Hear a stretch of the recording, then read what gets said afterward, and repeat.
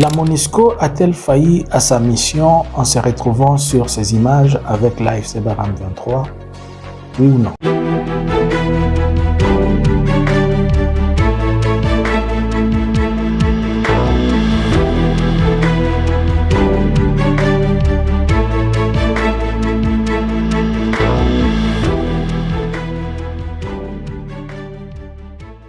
Bonjour, bonsoir. Nous vous saluons de partout où vous êtes en train de nous suivre. Nous, c'est Analysons Congo. Nous venons vers vous pour essayer de partager, de parler ensemble et essayer de revenir, et pas de revenir, mais d'analyser des choses.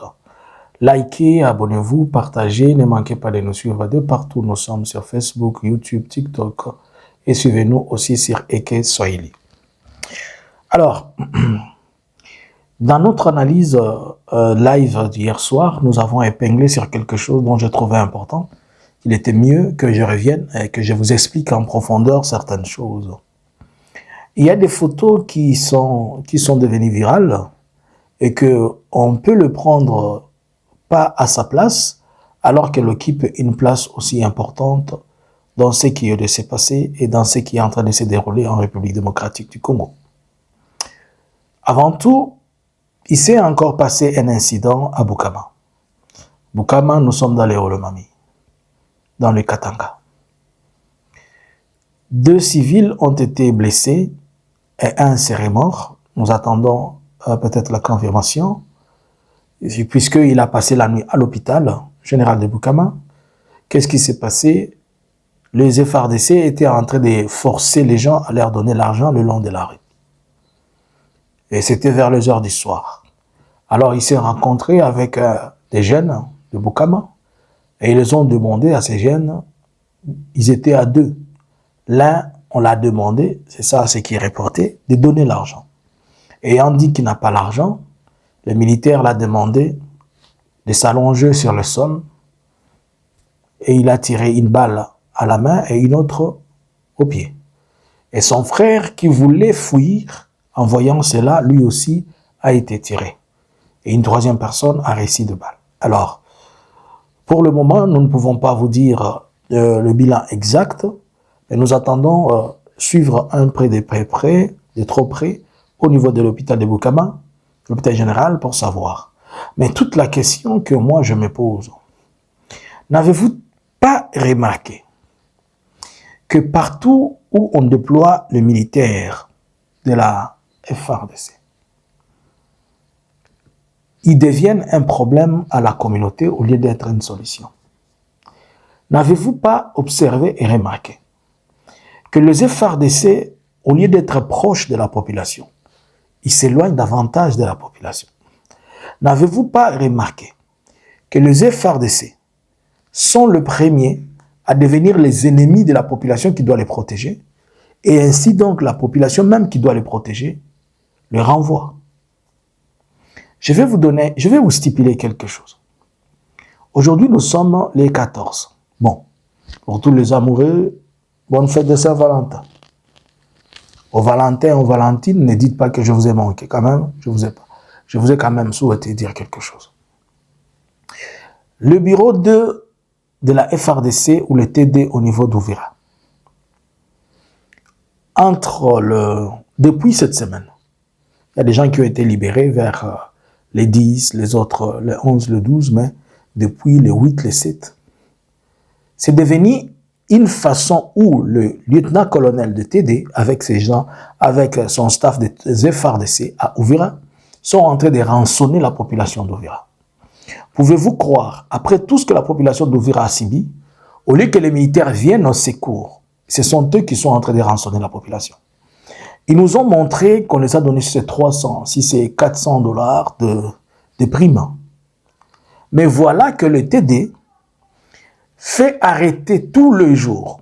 Pas fait arrêter, il appréhende. Il va arrêter la population. Ceux qui ont des activités, ceux qui ont des boutiques, ceux qui ont des pharmacies, ceux qui vendent les unités, ceux qui vendent même publiquement dans des petits endroits. L'infraction pour laquelle on les arrête, c'est que pendant que eux ils avaient fui, vous étiez en train de rester vendre au M23. Et celui qui refuse de payer ce qu'il commence, là où il commence, c'est à partir de 1000 $. Et si vous refusez de payer les 1000 $, il vous accuse de complicité avec l'AFC et il vous dit qu'on va vous transférer en dolo. Imaginez-vous un citoyen lambda d'Uvira, quelqu'un qui ne connaît pas de ce qui se passe, ce qui se vit dans la communauté. Vous lui dites cela, qu'est-ce qu'il ne va pas faire? Si c'est une femme, on l'accuse d'avoir eu des relations amoureuses avec un membre de l'AFC. Ou tu as eu des enfants avec l'AFC. Tu es amoureux, je ne sais pas, de l'AFC, des histoires comme ça. Et ces accusations, c'est la FRDC. Donc le bureau 2 de la FRDC et les services, tous les services dont je suis en train de vous parler au niveau d'Uvira. La population qui se disait, elle va se sentir à l'aise avec vous. Nous remarquons que la population est tellement à l'aise avec l'AFC qu'avec tout ce qui est les FRDC. Comment tout un colonel peut permettre à ses services d'arrêter les gens? Prenez ce que j'ai dit, prenez cette partie. Envoyez-la au bureau au TD d'Uvira. Les TD d'Uvira, les lieutenants-colonels là. Je reviendrai sur lui. Envoyez-les lui, dites-lui. Acha kufunga bandugu yetu kubanyanyasa, kubalomba ma 1000 $, na masana ma 200 zenyaziko, sous prétexte kama batu, bali ujishia M23 mai, bali fanini. Apana mai, bali ujishia maimite, bali ujishia dawa, bali ujishia chakula. Donc, manake sabo bali ko M23 likuyaka pale AFC. Il fallait mwenye kona bitu ya kujisha mwake abifunge. Oh, pourquoi vous avez ouvert le boutique? Pourquoi toi-même tu es un soldat? Toi, tu avais fui jusqu'à Makobola. Tu es parti peut-être à Baraka. On t'a fait retourner là de force. Maintenant, c'est toi qui viens arrêter les gens. Comment la FRDC, elle n'est pas proche de la population? La FRDC, elle s'éloigne de la population et puis, elle va vouloir à ce que cette même population lui donne des informations. Et la population collabore avec eux. Vous détruisez FRDC Kinshasa, l'état-major, votre TD d'Uvira là, votre TD d'Uvira, il est en train de tracasser la population d'Uvira sous prétexte qu'ils avaient parlé avec l'AFC, qu'ils avaient donné à l'AFC ceci, ils s'étaient dragués. Si c'est un homme autre, il sortait avec, je ne sais pas, quelqu'un, une copine de l'AFC. Si c'est une femme autre, il aimait quelqu'un de l'AFC. On sait que tu collabores avec les politiciens. Donc, même si c'est vrai ou faux, si une femme a eu un enfant avec quelqu'un de l'AFC, et cela est interdit dans la loi. Qu'est-ce que l'amour vient voir dans vos histoires politiques? Tout ça, c'est à cause de la mauvaise politique de Félix qui a commencé ces choses. Il accuse tout le monde puisqu'on est frère à Nanga, c'est-à-dire on collabore avec Nanga. C'est comme si, donc, comme lui, Félix est voleur de l'argent du Congo, c'est que toute sa famille aussi vole. C'est ça la logique. Comment on peut toujours se comporter de cette manière? Et nous sommes en train de vouloir faire un pays et vous dites que c'est ça, votre pays qui marche très bien avec votre... Monsieur le président, dont je m'abstiens de dire n'importe quoi. Moi, je suis en train de me poser la question. La FRDC, elle est devenue un trouble fait pour la population. La FRDC est trop brutale avec la population. La FRDC, elle se comporte à bandits armés. La FRDC, il n'y a pas la différence entre la FRDC et le Wazalendo. Et surtout que le recrutement qu'on est en train de faire, on est en train d'aller prendre les garçons, les Koulouna des IDPS là qui ont pris du chanvre et quoi, et les forces du progrès, c'est ce qu'on met dans l'armée. Ils viennent avec cet esprit de barbarie, de koulounisme, et ça salit toute la réputation de l'armée. Comment vous êtes en train de déployer les militaires que vous ne nourrissez pas, vous ne donnez pas à manger, vous ne les logez pas? Ils deviennent des bandits en train de trimballer dans des cités. C'est pour la quantième fois qu'on est en train de parler de Bukama. Et aucune mission n'est conduite à Bukama et aucune personne, puisque la majorité de ceux qui sont déployés, ce sont des Luba. La majorité des militaires, ce sont des Luba. Mais si c'était des Swahili ici, on allait tous dire que c'était des traîtres. Il fallait les arrêter. Mais quand les Luba font des bêtises, ce sont les enfants de la maison. Mais quand c'est les Swahili, même un Swahili qui est assis, qui ne dit rien, oh, il est en train de comploter pour faire tomber le régime. Ces malaises qui continuent et qui demeurent doivent nous amener là où elles doivent nous amener. Nous avons vu une photo de la représentante de la MONUSCO Madame Viviane Van Perret avec Corneille Nangaa. Et cette photo, elle semble être une photo normale, mais moi, j'ai observé certaines choses qui m'ont permis de pouvoir analyser ce que je vais vous dire là. La dame Viviane est arrivée le 12 à Goma, dans le cadre de ce que nous savons, le cadre des cessez-le-feu et de l'accompagnement des cessez-le-feu, surtout en se basant sur le compromis, ou bien nous pouvons dire le mandat de la CIRGL qui a été signé au niveau de Doha. Et le 13, la dame a été en réunion avec l'AFC. Elle n'a pas été seule. Elle a été avec le Chief of Staff, je pense, celui qui est chargé des forces au niveau de Goma. Et Nangaa l'a réussi, le coordinateur de l'AFC l'a réussi aussi avec le militaire et le politicien. Est-ce que ça cadre toujours avec le mandat de la MONUSCO, oui ou non? Essayons de comprendre quelque chose. Actuellement, la RDC, la MONUSCO, elle a été créée sur base du chapitre 7. Les chapitres, ce sont, dans la mission des Nations Unies, le chapitre constitue une structure de travail, c'est-à-dire le modèle dans lequel vous allez travailler. C'est ce qu'on appelle chapitre. Et lorsque le Conseil de sécurité se réunissent pour discuter, là on parle du chapitre 5. Le chapitre 5 qui constitue donc l'Assemblée générale. Mais quand on doit envoyer une mission, normalement toutes les missions sont envoyées sur base du chapitre 6.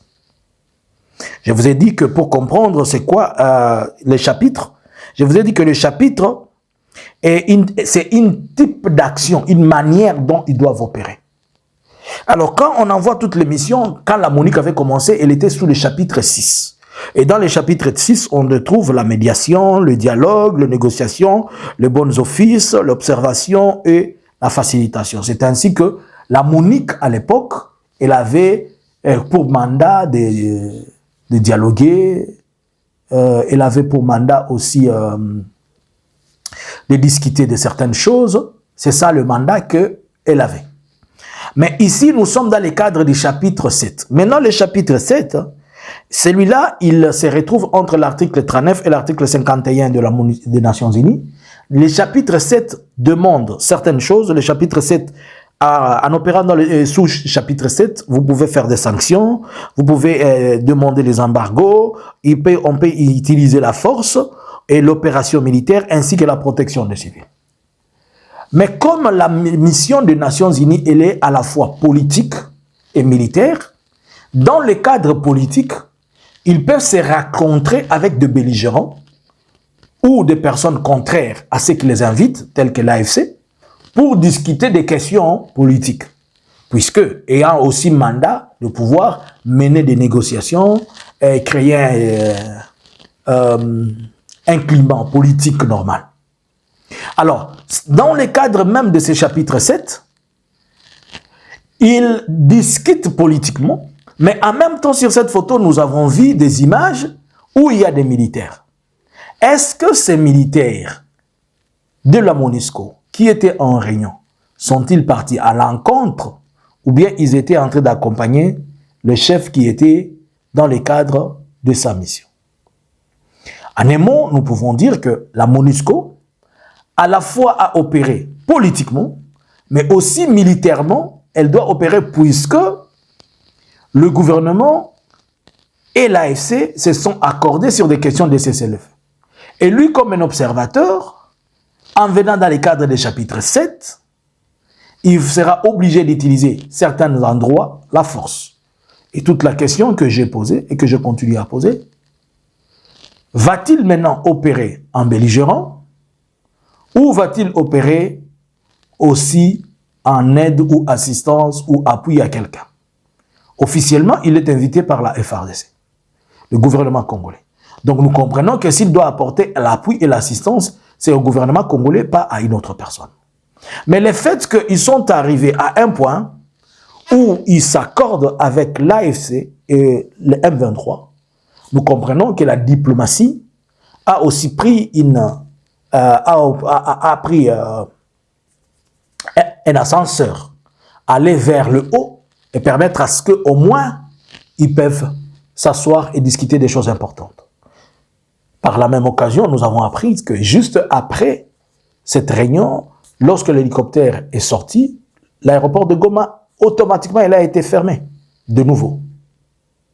Alors, la MONUSCO, maintenant, se retrouve avec une image politique et militaire.